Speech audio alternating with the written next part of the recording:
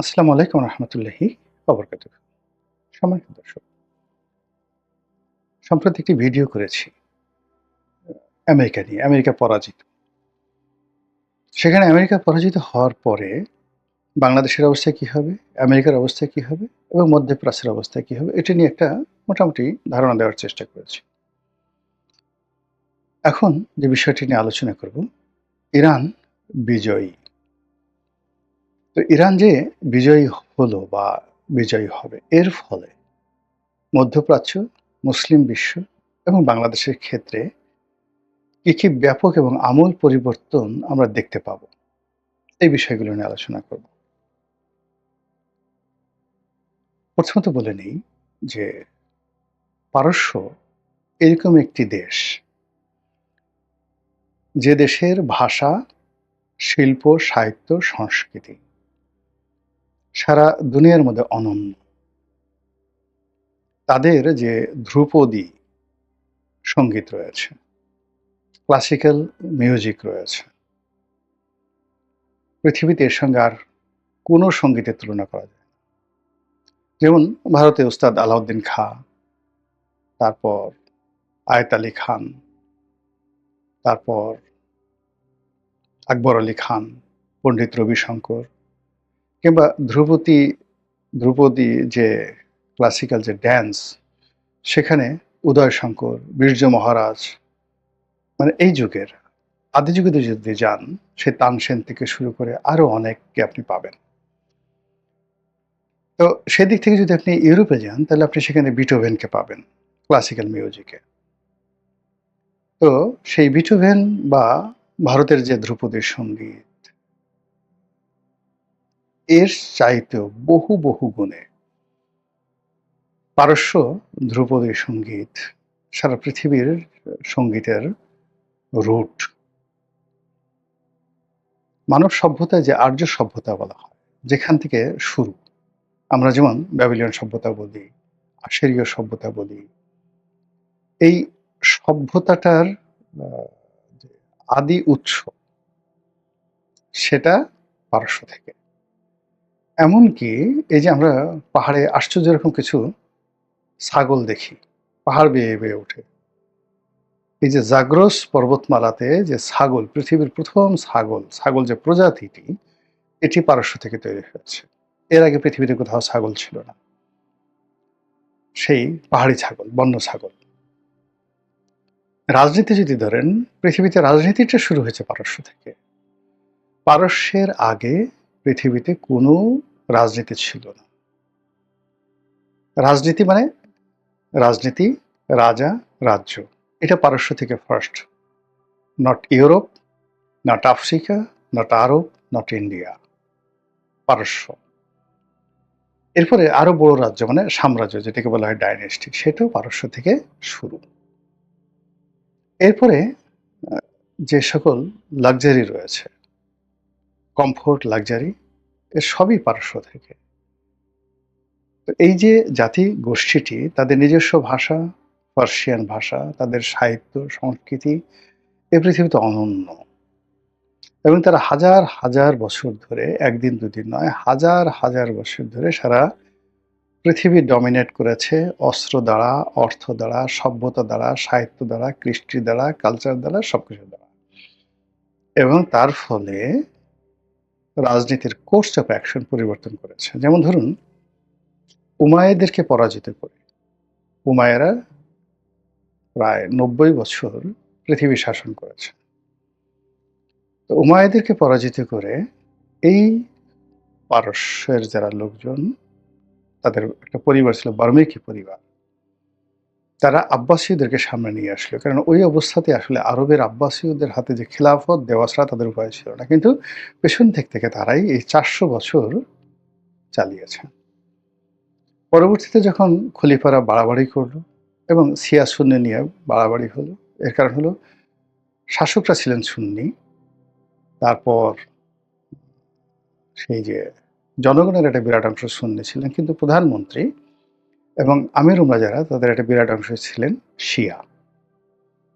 তো এর ফলে কি হলো যে একটা সময় যখন গন্ডগোল হলো, ঠিক সেই গন্ডগোলের মধ্যে এরাই, এই পারস্য লোকজনই হালাকু খানকে তারা ডেকে নিয়ে গিয়েছিল।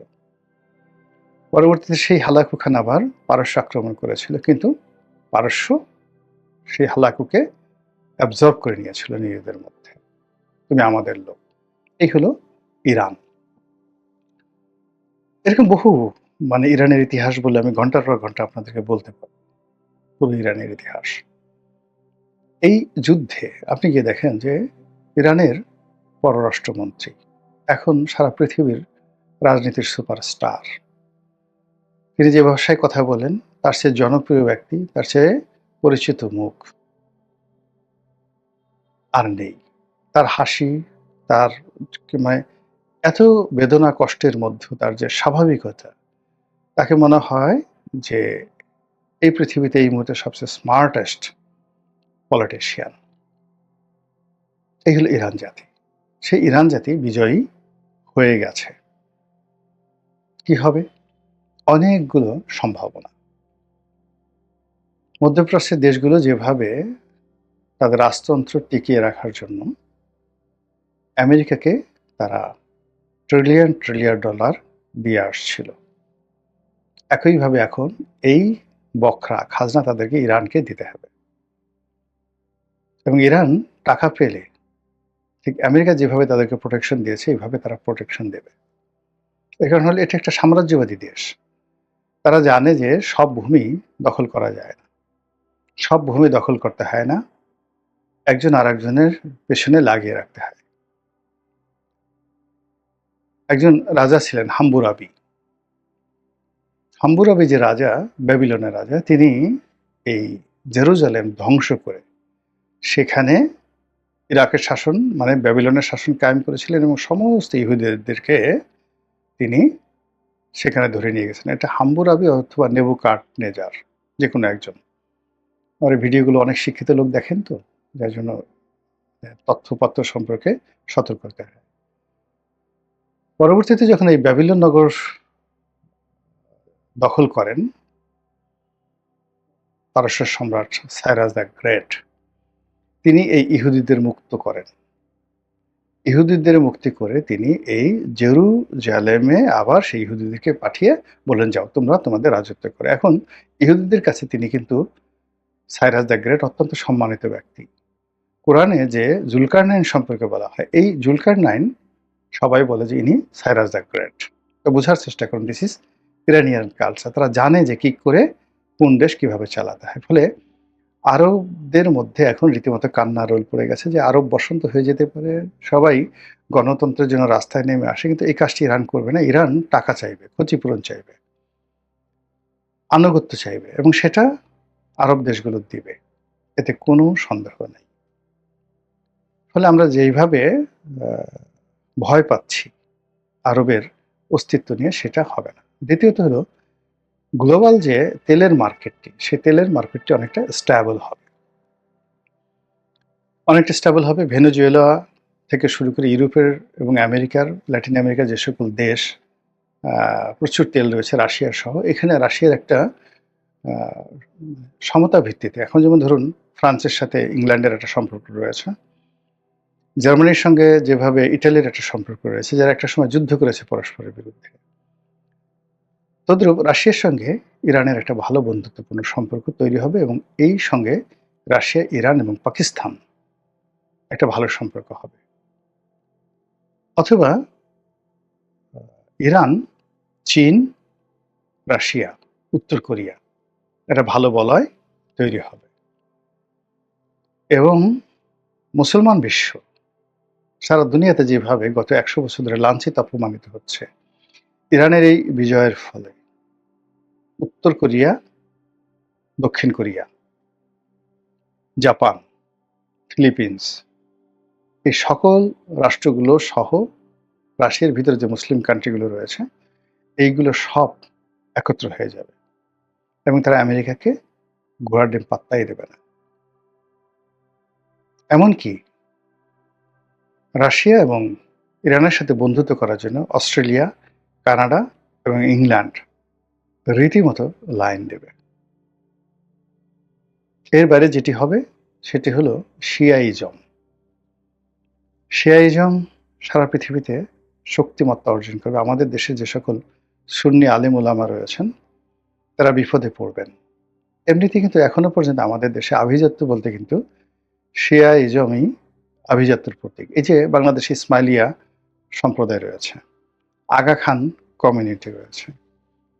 আপনি কল্পনা করতে পারেন যে আমাদের অর্থনীতিতে শিয়াদের কি পরিমাণ কন্ট্রিবিউশন রয়েছে। আমাদের তো যারা মোল্লা মাওলানা রয়েছে, যারা আহলে হাদিস রয়েছে, তারা নিজেরা যারা সুন্নি আলেম রয়েছে, যারা ওহাবিপন্থী ওয়াজিন রয়েছে, তাদেরকে আমরা সংখ্যাধিক্য দেখি, মানে পরিমাণে তাদের বেশি, হাক ডাক বেশি। কিন্তু এই বাংলাদেশে যারা শিয়া কমিউনিটি রয়েছেন, তাদের অর্থনৈতিক ভিত্তি, তাদের আভিজাত্য এবং তাদের শিক্ষা দীক্ষার যে পর্যায়, এটা কল্পনা করতে পারবে না। যদি একটু আন্দাজ করতে চান, বসুন্ধরাতে যে ওদের একটা স্কুল আছে আগা খান একাডেমি বা আগা খান স্কুল, একটু দেখে আসেন যে ওখানে কারা পড়ে, কোন লেভেলের লেখাপড়া হয়, এবং ওখান থেকে যারা পাশ করে তারা পরবর্তী কিভাবে ক্যারিয়ার গঠন করে, জাস্ট একটু দেখে আসেন। তো এই যে শিয়া কমিউনিটি, পুরনো ঢাকাতে শিয়া কমিউনিটি রয়েছে, পুরোনা পল্টন রয়েছে, এখন ওদের সমস্ত কিছু চলে গেছে গুলশান, বনানী, বারিধারা এবং যাকে বলা হয় বসুন্ধরা। তো এই যে কমিউনিটিটি, এই কমিউনিটিটির সঙ্গে ইরানের যে সম্পর্ক, সেই সম্পর্কটা আরও বাড়বে এবং আমাদের দেশে এই শিয়া মতবাদ যে আছে সেই মতবাদের জনপ্রিয়তা বাড়তে থাকবে। এবং আপনি অবাক হয়ে যাবেন যে আমাদের এই দেশে যখন ইসলাম এলো, বহু বছর, শত শত বছর কিন্তু আমরা সবাই শিয়া মতাবলম্বী ছিলাম। আর সম্রাট হুমায়ুন থেকে সম্রাট জাহাঙ্গীরের রাজত্বের অর্ধেকটা সময় রাষ্ট্রীয়ভাবে আমাদের রাষ্ট্রধর্ম ছিল শিয়াইজম। মানে যখন আসছে আমাদের দেশে যে সকল অলি আল্লাহ গাউস কুতুব আসছে, এরা তো সবাই পারস্যের লোক, সবাই শিয়া অধ্যুষিত মানে এলাকার লোকজন। এবং যেই সময়টাতে আসছে তখন পৃথিবী চালাতো শিয়ারা। যেমন হযরত শাহজালাল রহমতুল্লাহ আল্লাহ যখন আসছেন, তখন মধ্যপ্রাচ্য চালাতো শিয়ারা, ইরান চালাতো। আবার মধ্যযুগে যে সময়টাতে সুলতান মাহমুদ, গজনীর সুলতান মাহমুদ, তারা যে আসছেন, মোহাম্মদ ঘুরি আসছেন, কুতুবুদ্দিন আইবেক আসছেন, তখন শিয়াইজম চলছে, শিয়াদের আধিপত্য ছিল। মুঘলরা যখন আসছে, শিয়াইজম ছিল তখন আমাদের এইখানকার, কিন্তু ওটাকে রাষ্ট্রধর্ম করার জন্য সম্রাট হুমায়ুনকে প্রেশার ক্রিয়েট করে পারস্যের সম্রাট তাকে দ্বারা এটাকে রাষ্ট্রধর্ম হিসেবে স্বীকৃতি দেওয়া হয়। তাহলে গেল দেখুন হুমায়ুনের পর আকবর এলেন। আকবরের পুরো সময়টা প্রায় ৫৩ বছর এটা ছিল সেই রাষ্ট্রধর্ম। তারপর হুমায়ুনের পরে যে ৫ বছর ছিলেন শেরশাহ, তখনও শিয়াইজম ছিল রাষ্ট্রধর্ম। সম্রাট জাহাঙ্গীরের জমানার মাঝামাঝি সময়, অর্থাৎ তিনি প্রায় ২০ বছর বা ২২ বছর ক্ষমতা ছিলেন, সম্ভবত মাঝামাঝি সময়, একজাক্টলি আমি ডেটটা এই মুহূর্তে বলতে পারছি না, মাঝামাঝি সময়টিতে এই রাষ্ট্রধর্ম তিনি সুন্নিয়তে নিয়ে যান। এরপর থেকে আমরা এই মানে আমাদের দেশের যে আহলে সুন্নাত ওয়াল জামাত এর যে বিস্তার, এটা এই সময় ঘটতে থাকে। এই হলো ইতিহাস। তো সেই ইতিহাস আবার পুনরাবৃত্তি হবে, আবার ঘটবে। ফলে সব মিলিয়ে আমি বললাম যে কৃষ্টি, কালচার, সঙ্গীত, রাজনীতি, অর্থনীতি, সব কিছুতে ইরানের যে এই বিজয়ের যে একটা সুদূর প্রসারী ফল আমরা দেখতে পাব, সেটা কেমন হবে আল্লাহই ভালো জানেন। আল্লাহ আমাদের সবাইকে হেদায়েত দান করুন এবং হেফাজত করুন। আসসালামু আলাইকুম ওয়া রাহমাতুল্লাহি ওয়া বারাকাতুহু।